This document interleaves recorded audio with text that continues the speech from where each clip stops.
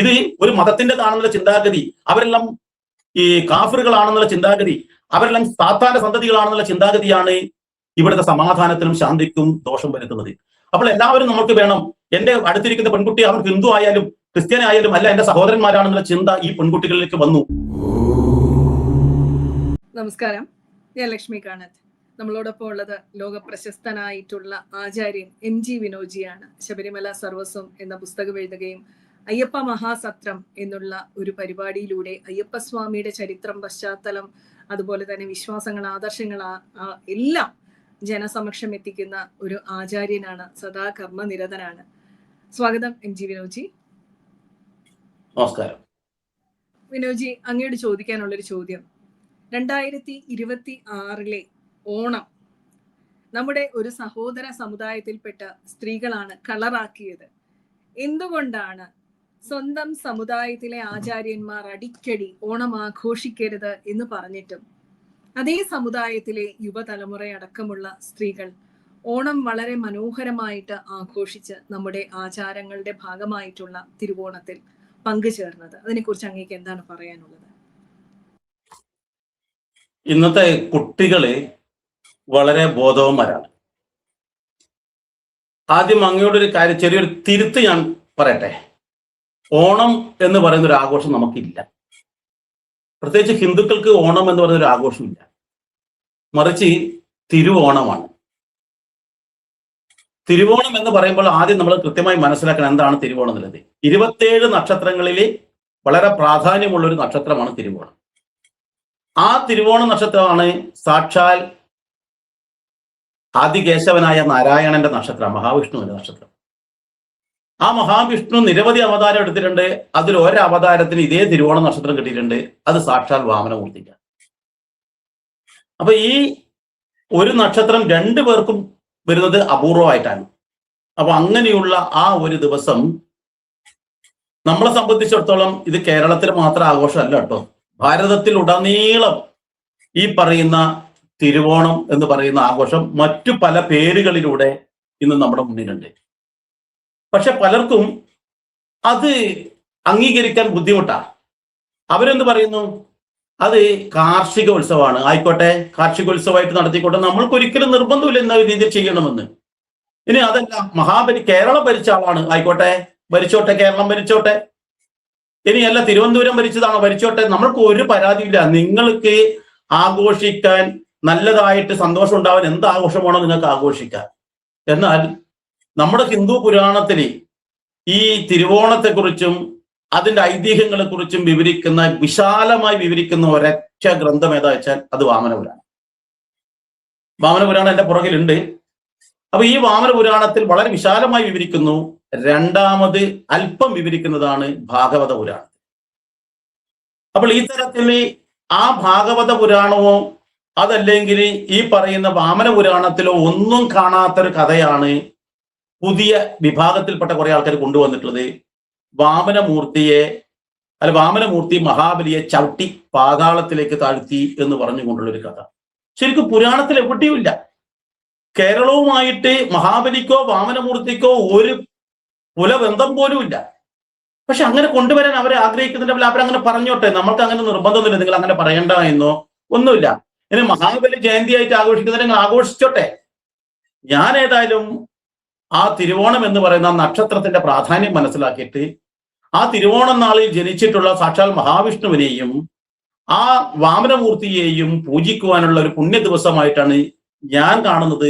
ഞാൻ അങ്ങനെ പറഞ്ഞു കൊടുക്കുന്നത്.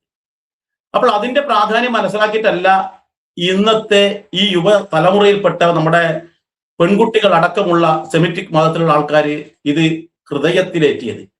ഇതിന് പിന്നിൽ വേറെ വലിയൊരു കാര്യമുണ്ട്. ഇതെന്താണെന്ന് വെച്ചാൽ, അവർ ഇപ്പോൾ വിദ്യാഭ്യാസം ഉള്ളവരായി തീർന്നു.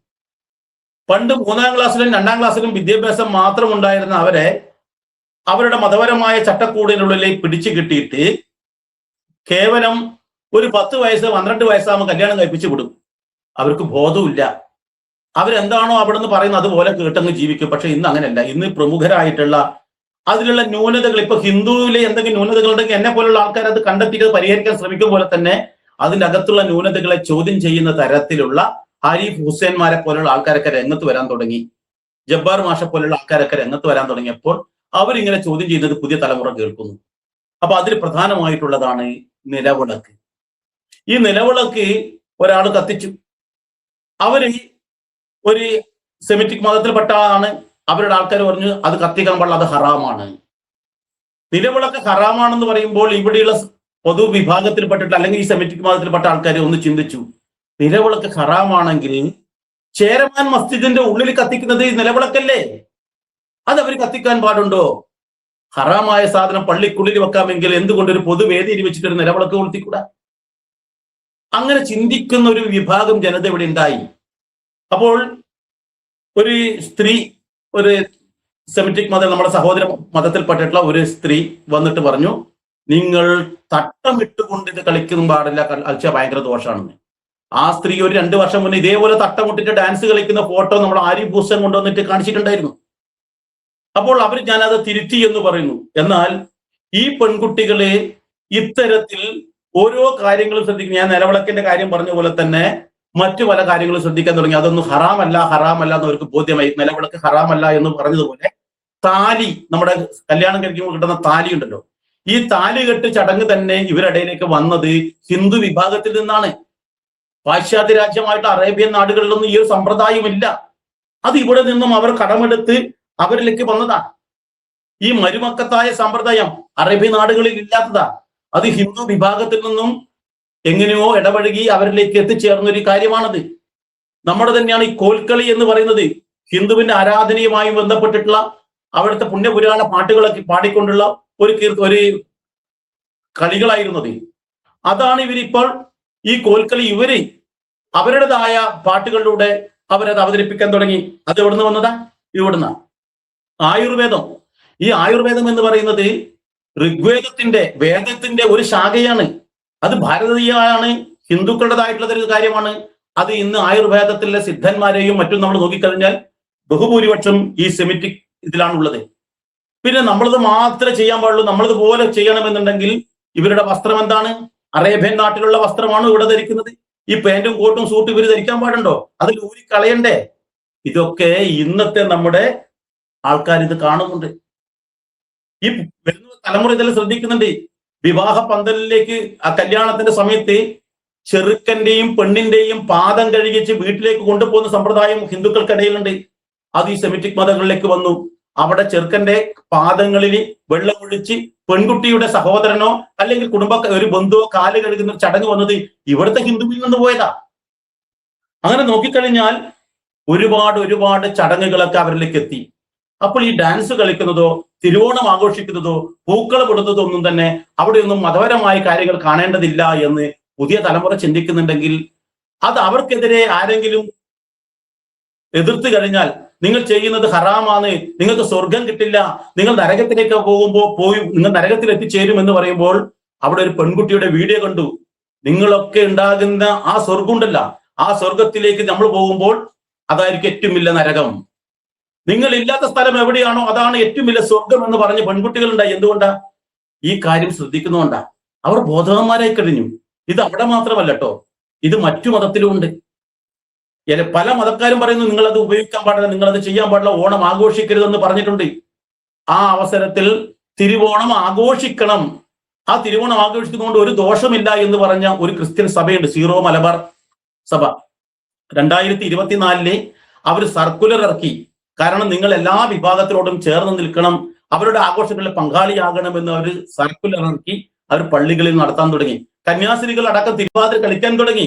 ഇത് ഒരു മതത്തിൻ്റെതാണെന്നുള്ള ചിന്താഗതി, അവരെല്ലാം ഈ കാഫിറുകളാണെന്നുള്ള ചിന്താഗതി, അവരെല്ലാം സാത്താന്റെ സന്തതികളാണെന്നുള്ള ചിന്താഗതിയാണ് ഇവിടുത്തെ സമാധാനത്തിനും ശാന്തിക്കും ദോഷം വരുത്തുന്നത്. അപ്പോൾ എല്ലാവരും നമ്മൾക്ക് വേണം. എന്റെ അടുത്തിരിക്കുന്ന പെൺകുട്ടി അവൻ ഹിന്ദു ആയാലും ക്രിസ്ത്യാനായാലും അല്ല, എന്റെ സഹോദരന്മാരാണെന്നുള്ള ചിന്ത ഈ പെൺകുട്ടികളിലേക്ക് വന്നു. അവർ ആ അവസരത്തിൽ തിരുവോണം ആഘോഷിച്ചു, ആഹ്ലാദിച്ചു.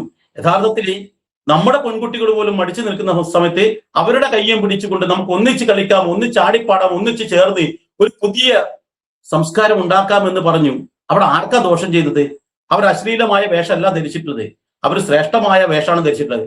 അവരുടെ മതപരമായിട്ടുള്ള എല്ലാ കാര്യങ്ങളും അവർ ചെയ്തുകൊണ്ട് അവർ അവിടെ ആഹ്ലാദിക്കുന്നു. എന്ത് ദോഷമാണുള്ളത്?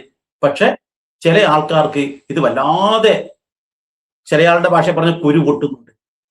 അങ്ങനെ പൊട്ടുന്ന ആൾക്കാര് ആ പൊട്ടുന്ന ഭാഗം നോക്കിയിട്ട് ഇങ്ങനെ സങ്കടപ്പെട്ടിരിക്കുക, വല്ലാതെ വേറൊരു വഴിയില്ല. കാരണം ഇവിടെ നിങ്ങൾ എത്ര വർഗീയമായിട്ട് കൊണ്ടുവന്നാലും പുതിയ തലമുറ അതിനെ തള്ളിക്കളയുകയും ശ്രേഷ്ഠമായത് നല്ലതെന്താണോ അതിന് സ്വീകരിക്കാൻ തയ്യാറാവുകയും ചെയ്യും. അത് അവരുടെ വ്യക്തിപരമായ കാര്യമാണ്. അതിപ്പോൾ സംഘടിത ഭാവം വരുന്നു എന്ന് മാത്രം. വളരെ വ്യക്തമായിട്ടുള്ള ഒരു ഉത്തരം തന്നെയാണ്. ഇന്നത്തെ തലമുറയ്ക്ക് വിവര സാങ്കേതിക വിദ്യ അല്ലെങ്കിൽ ഇൻഫർമേഷൻ എന്ന് പറയുന്നത്, അറിവ് അല്ലെങ്കിൽ വിവരങ്ങൾ എന്ന് പറയുന്നത് വിരൽത്തുമ്പിലാണ്.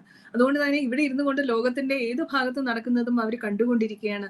യുക്തിപരമായിട്ടുള്ള പ്രസ്താവനകള്, പ്രസംഗങ്ങള്, ഇതെല്ലാം കേൾക്കുന്ന ഒരു ജനതയ്ക്ക് മനുഷ്യ മനസ്സിന് എന്താണോ വേണ്ടത്, എല്ലാവരും ആഗ്രഹിക്കുന്നത് സന്തോഷം, സമാധാനം, അല്ലെ, ആനന്ദമൊക്കെയാണ്. അത് എവിടെയാണോ കിട്ടുന്നത്, അത് ആഘോഷിക്കാൻ കിട്ടുമ്പോൾ ജീവിതം എങ്ങനെ നോക്കിക്കാണണം എന്ന് പഠിച്ചു കഴിഞ്ഞ ഒരു ജനതയാണ് യുവതലമുറ എന്ന് പറയുന്നത്. അവരോട് ഒരിക്കലും നമുക്ക് കാലഘട്ടത്തിന് ചേരാത്ത ഒരു പ്രസ്താവനയും നടത്തി അവരെ സ്വാധീനിക്കാൻ സാധിക്കില്ല. അവരെ ഭാരതീയമായിട്ടുള്ള ഒരു സമൂഹത്തിൽ നിന്ന് അകറ്റാൻ അവർ സമ്മതിക്കില്ല എന്നുള്ള ഒരു സന്ദേശം തന്നെയാണ് ഈ ഓണത്തിന് നമ്മൾ എല്ലാ സഹോദര സമുദായങ്ങളിൽ നിന്നും കണ്ടത്. പറയൂ വിനോജി. ഇതിൽ വേറൊരു കാര്യം നമ്മൾ നോക്കേണ്ടത് വെച്ചാല്, ഈ ഹിന്ദു വിഭാഗത്തിൽപ്പെട്ട പെൺകുട്ടികളുണ്ട്, അതുപോലെ ചെറുപ്പക്കാരുണ്ട്. അവരോട് ഒരാളും പറയാറില്ല നിങ്ങൾ അവരുടെ നബിദിനത്തിന്റെ അന്ന് പോയിട്ട് ഭക്ഷണം കഴിക്കാൻ പാടില്ല, അല്ലെങ്കിൽ നോമ്പ് തുറയുടെ സമയത്ത് പോയിട്ട് ഭക്ഷണം കഴിക്കാൻ പാടില്ല. എന്നെ വിളിച്ചിട്ടുള്ള എത്രയോ ആൾക്കാർ ഞാൻ പോയിട്ട് ഭക്ഷണം കഴിച്ചിട്ടുണ്ട്, ഞാൻ പങ്കാളി ആയിട്ടുണ്ട്. അതുപോലെ ക്രിസ്ത്യൻ വിഭാഗത്തിന്റെ പ്രോഗ്രാമിലും നമ്മൾ പങ്കെടുക്കാറുണ്ട്. എന്റെ വീടിന്റെ ചുറ്റുവട്ടത്തൊക്കെ നിറയെ ക്രിസ്ത്യൻ വിഭാഗക്കാരാണ്. അവരോടൊപ്പം നമ്മൾ ഒന്നിച്ച് കൂടും, ഒന്നിച്ച് അവരുടെ എല്ലാ ആഘോഷങ്ങളിലും പങ്കാളി ആകാറുണ്ട്. ക്രിസ്മസിന്റെ അന്ന് ഇവര് ക്രിസ്മസ് പാപ്പയുടെ വേഷം കെട്ടി വരുമ്പോൾ അതിനോടൊപ്പം തുള്ളിക്കളിച്ചിട്ട് വളർന്നവനാണ് ഞാൻ. അപ്പൊ അതുകൊണ്ട് തന്നെ എന്നെ പോലുള്ള ആൾക്കാർക്ക് എല്ലാ മതങ്ങളെയും സ്നേഹിക്കാനും ഉൾക്കൊള്ളാനും കഴിയും. അതാണ് ഹിന്ദുവിന്റെ ഏറ്റവും വലിയ വിശാലത. ആ ഹിന്ദുവിന്റെ നല്ല മനസ്സാണ് ഇന്ന് ഇവർക്ക് ഇങ്ങനെ പറയാനുള്ള ആ ഒരു ഗഡ്സ് വരെ ഉണ്ടായിട്ടുള്ളത്. ഹിന്ദു ഇതേ ചിന്താഗതി ആയിരുന്നെങ്കിൽ ഇവിടെ ആരാ ഉണ്ടാവുക? ഇവിടെ ഈ ഹിന്ദു വിഭാഗം മാത്രമേ ഉണ്ടാവൂ. ഇവിടെ വന്ന ആൾക്കാർക്ക് പള്ളി പണിയാനും അതുപോലെ തന്നെ ആരാധനാലയം ഉണ്ടാക്കാനും കച്ചവടം ചെയ്യാനും എന്തിന് വിവാഹം കഴിക്കാൻ പെൺകുട്ടികളെ അടക്കം കൊടുത്തുകൊണ്ട് ചേർത്ത് പിടിച്ച് ആരാധനാലയം ഉണ്ടാക്കി കൊടുത്ത് അങ്ങനെ കൊണ്ടുവന്നപ്പോൾ ഇപ്പോൾ ഒട്ടകത്തിന് സ്ഥലം കൊടുത്ത പോലെയായി. ഇതാണ് നമ്മൾ കൃത്യമായിട്ട് മനസ്സിലാക്കേണ്ടത്. പക്ഷെ ഇവിടെ ബഹുഭൂരിപക്ഷം നല്ലവരായ ഇസ്ലാം മത വിശ്വാസികളുണ്ട്, നല്ലവരായ ക്രിസ്ത്യൻ വിശ്വാസികളുണ്ട്, നല്ലവരായ ഹിന്ദു വിശ്വാസികളുണ്ട്. ഇവരുടെ ഒത്തൊരുമയോടുകൂടി അതുപോലെ തന്നെ അവരുടെ ആ ഒരു സൗഹൃദ അന്തരീക്ഷത്തോടു കൂടി ഇനിയും ഇത്തരത്തിലുള്ള നീചമായ ശക്തികൾ ആരെങ്കിലും ഇടപെട്ട് കഴിഞ്ഞാൽ അതിനെ തള്ളിക്കളഞ്ഞുകൊണ്ട് അവർ ഒന്നിച്ച് മുന്നോട്ട് പോകുമെന്നുള്ളതിൽ യാതൊരു സംശയവും വേണ്ട. വ്യക്തമാക്കി കഴിഞ്ഞു അത്രയും മനോഹരമായിട്ട്. ഹിന്ദു ഇങ്ങനെ ചിന്തിച്ചിരുന്നെങ്കിൽ ഇവിടെ ഇത് പറയാൻ തന്നെ ആർക്കെങ്കിലും ധൈര്യമുണ്ടാകുമായിരുന്നോ എന്ന ആ ഒരൊറ്റ ചോദ്യം മതി എല്ലാത്തിനുമുള്ള ഉത്തരമായിട്ടുണ്ട്. അത്ര മനോഹരമായിട്ട് എന്ത് പറയണമെന്ന് എനിക്കറിയില്ല. അത്രയും സംശയലേശമന്യേ നമ്മുടെ മനസ്സിൽ പതിയുന്ന രീതിയിലാണ് എല്ലാ ചോദ്യങ്ങൾക്കും ആചാര്യ വിനോജി ഉത്തരം നൽകിയിട്ടുള്ളത്. ഒരുപാട് നന്ദി. പാദ നമസ്കാരങ്ങളോടുകൂടി നന്ദി. ഇനിയും വരണം.